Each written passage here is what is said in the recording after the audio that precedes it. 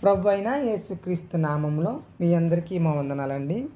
ఈరోజు దేవుని వాగ్దానము ఇర్మియా గ్రంథము 1వ అధ్యాయము 5వ వచనం నుంచి చదువుకుందామండి.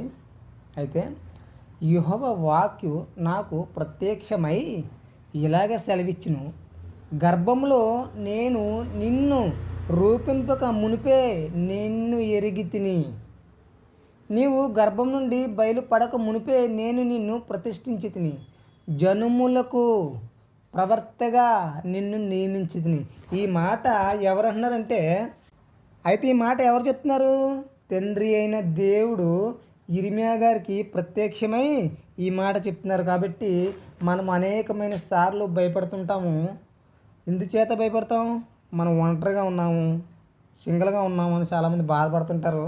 నాకు తోడు లేరు, నా స్నేహితులు లేరు, నా తోబుట్టు లేరు అని అనేక మంది బాధపడుతుంటారు. ఇదిగోండి, మీ రోజుల్లో ఎలా ఉన్న పరిస్థితులను బట్టి చాలామంది దిగులు చెందుతుంటారు.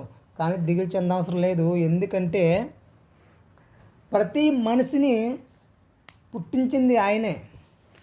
కాబట్టి ఆయన చిత్తానుసారంగా మనల్ని ఎలా అయితే పంపిస్తున్నాడో, ఆయన చిత్తానుసారంగా కూడా మనకి కావాల్సినవి కూడా ఆయనే పంపిస్తాడండి. ఎవరు?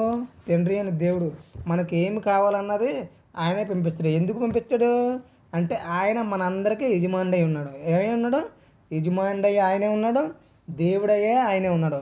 ఆయనే మనల్ని పుట్టించేవాడు, ఆయనే మళ్ళీ మనల్ని తీసుకెళ్ళేవాడు. కనుక నిత్యము ఆయన్ని మనం స్తుతించి ఆయన ఎదుట మనము మోకరించి ఆయన ప్రార్థించినట్టయితే ఆయన చిత్తము మన పట్ల జరిగిస్తాడు. కాబట్టి మీ అందరికీ నా వందనాలండి.